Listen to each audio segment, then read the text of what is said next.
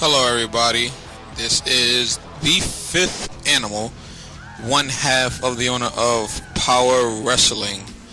Stands for Professional Online Wrestling Entertainment Revolution.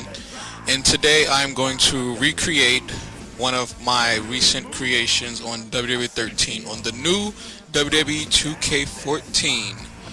I am going to create Black Falcon, aka Doom Kulu, within Power Wrestling, and while I'm creating him, I will commentate my creation's gimmick, a little bit about him and what he represents. For all you motherfuckers who feel like Power Wrestling don't have gimmicks, for all you motherfuckers who think that we are unseen and we don't have anything important to watch, and if I feel like cursing again, I will, because I feel strongly about my creations, as most people in the league do. So, moving forward, I'm going to say Black Falcon is one of my favorite superstars in core wrestling. He's one of my favorites in core leagues, shows, and personal creations, I can personally say. As I create him, I'll tell you all why. His gimmick and personality is one of those things where you can't help but to love, or you can't help but to love to hate him. He's a wrestler from Denver, Colorado, somewhat scrawny and small compared to others. He has a big mouth on him, and he talks a lot of crap around the locker room. What makes him so special, though? His personality does. He's not a show-off. He's not any average superstar you would see on television who just walks around talking crap and pipe bomb, none of that shit. What makes him so special, though?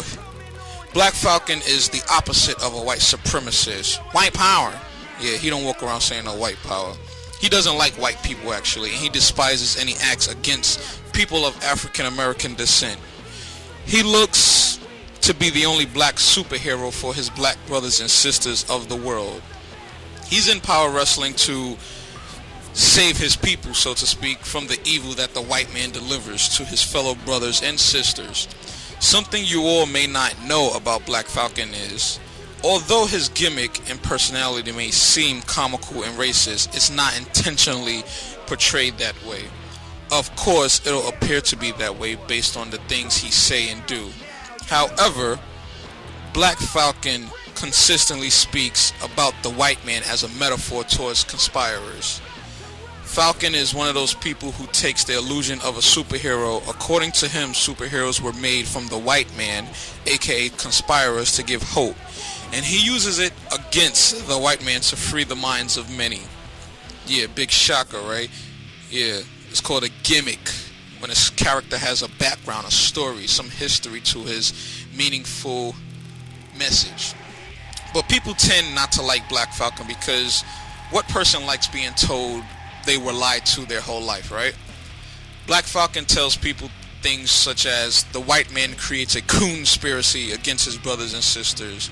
For those of you who don't know what a coon is, it's a racial slur towards African Americans, basically. And he also says things like the black man never held significant titles in wrestling because the white suppressor sets it up that way. He's very comical in a sense. He does a lot of things and says a lot of things that always adds that switch of blackness on it. You know, anything you tell him, you go religion, he'll throw black on it, black power on it. You go political, he'll throw black power on it. You go entertainment, black power, everything. There's nothing you can say that he won't add a black twist on it. You know, he's very comical and does it in a genius way to the point where it may be offensive, but at the same time it's entertaining. What else? Black Falcon is also a character made that represents a lot of what goes on in our real world. In addition to that, he mocks what people fight and kill for, which is racism. The skin complexion of another being, basically. You know, which later on grows into his first and biggest stable in Power Wrestling, popularity-wise in Power Wrestling, Black World Order, BWO. BWO stands for Black World Order. And BWO is a group solely based off of Black Falcon's gimmick. You know, it was a few people that were recruited from Black Falcon by Black Falcon to create the Black World Order. The way the group started out was somewhere in the beginning, Empower Us, of Noah Cage, which I'll do a separate video for. He gave a futuristic, foretelling that, there was going to be a darkness to come, which was another character, Brother Death. You'll probably see a video on him too. But basically this guy, Brother Death, came in and targeted Black Falcon as his first victim. And then from there, another character named Jake, who was delusional about forming the Nexus World Order with CM Punk and all this other stuff. He was basically saying all this stuff about Nexus, and Black Falcon was saying Black Power as usual, everything black on it, saying if it was a group of black people, this never would have happened to him, blah blah blah. What wound up happening was, it was a challenge where Jake wound up trying to form a stable called the Nexus World Order, and Black Falcon said, I'll make a black stable called Black World Order, and watch how easily the black man destroys the white man. So that's how Black World Order wound up starting. And Black Falcon recruited a few people of African American descent and formed the Black World Order. Black Falcon has said to speak the truth to a brother or sister and be able to free their minds from the white man's clutch, which is how, in storyline and in the show, he was able to recruit these people. Once freed, Black Falcon appoints a B.W.E.R member a new name, which is how he came up with the name Doom Kulu. And each black member, B.W.E.R members, their unslaved name represents a meaning, so that's why I call him Doom Kulu. Other people call him Doom Kulu too. Doom Kulu means black wasp. He's supposed to be the B.W.E.R member that stings the white man in a way that he's paralyzed and unable to suppress the rest of the black people. And he basically does that in the essence of leading B.W.E.R to, I guess I could say, go to war, because at times that's what it seems like. They're never fighting alone, and in the league they have a black contract where it seems like they're always fighting with each other. But that's what the gimmick is about. That's what the group's gimmick is about: black unity, black power. And a name that's not in the white man's system to be recognized is the unslaved names. Again, Black Falcon speaks of the white man as a metaphor. So carrying out B.W.E.R, Black Falcon preaches brotherhood, unity, strength, and numbers to outgrow the white control that portrays the world. And the world in their suffering basically is what he portrays B.W.E.R to save them from. He does things like recite the Black Pledge of Allegiance in a black version. I pledge allegiance to the black flag of Doom Kulu's Black World Order. He says stuff like that. He would explain to all why many events have or have not occurred because of the exclusion of a black man, stuff like that. Very interesting. As a character though, Black Falcon represents a lot of things people tend to ignore. He also mocks many things people are forced to ignore. In a sense, he's a real hero. He is that person who takes that step into reality to use the system or game, so to speak of, and tell the people what they need to hear. Unfortunately, not everyone will open their eyes and watch him or unclog their ears to listen to him.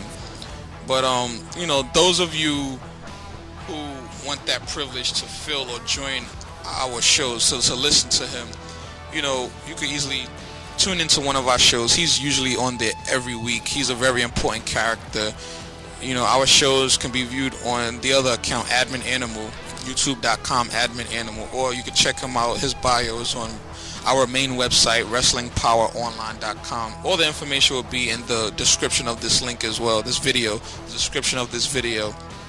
But yeah, as far as like Black Falcon goes, his gimmick, his character, you can definitely see him on a weekly basis in our shows. And he's one of those characters that was never meant to be this big in Power Wrestling. He was actually made to be a jobber, and just watching how his attire is, I'll get to his attire soon, but just watching how the character grew from where he started, it's a journey. It's something interesting. It makes you proud of your creation and what's to be a part of it, and to be a part of it in storylines and creation is just a good feeling.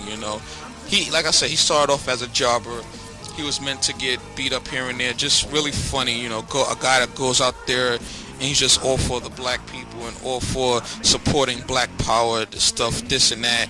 and for him to get beat up every week and this and that, hate white people, sorry, he just to go out there and keep being disrespectful to everybody that doesn't have black skin.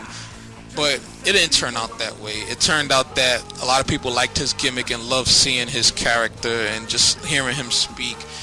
Everybody get a kick out of listening to what he has to say. So he just grew to the point where he became a main eventer. He hasn't held one of the main power titles, such as the Power title or the Dragon Gate Championship from Friday Night Fire, but he's more of a cruiserweight guy with a lot of hardcore to him. He's the 5-time Power Core champion. So far, everybody's in the league is calling him the best Power Core champion ever. The Power Core title is like our 24/7 hardcore title, but he's more so the cruiserweight hardcore type.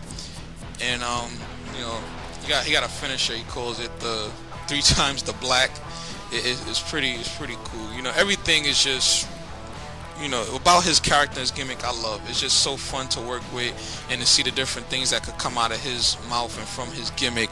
It's just very interesting, and I like seeing how it meshes with other people's creations and stories and characters. It's very interesting to watch. So again, you can watch this on our YouTube shows. Terror Dome. He's a Terror Dome superstar every Tuesday, usually. Admin Animal. When we get started again on WWE 2K14, you'll definitely see him. And right now I'm going to finish up and do his face paint before I go into his attire and explain some of his attire. Yes, this year on 2K14 is it's pretty hard to do certain things. The face paint, you can only choose one color for now instead of 2 colors. I don't know if they're gonna fix it, but we always find a way. We always find a way to do it.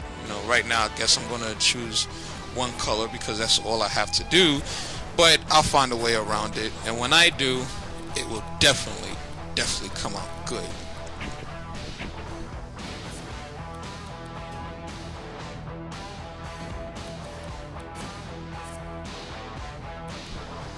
And now I'm back.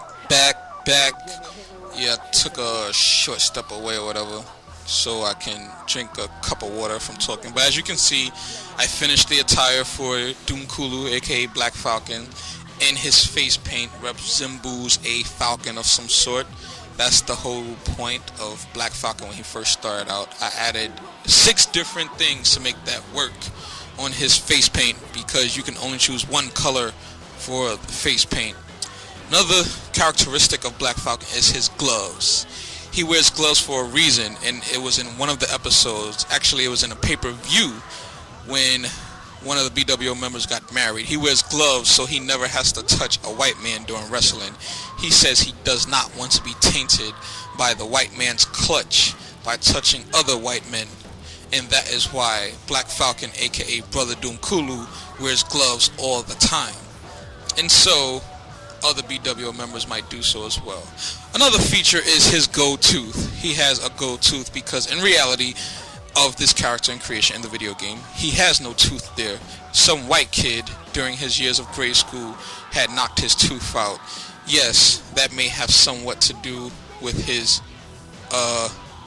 dislikeness, I'll say in a nice way, towards the white man. But again, just to remind you all, when he speaks of the white man, it's a metaphor. Now I'm going to talk to you about his jacket. This is the B.W.O. jacket, or one of the forms of it. It's been tweaked a little bit for the 2K14. It says, "I am the dream." This was not on a 2K13 one, but we can always update and make things better. And on the back has his B.W.O. name, Doom Kulu. That's the design. It's missing the B.W.O. logo, which I later on got and put on his jacket. You'll see the logo soon. But yes, this is what I did. The B.W.O. jacket, the Black World Order jacket, representing, the group and what they stand for, Black Power and Black Unity.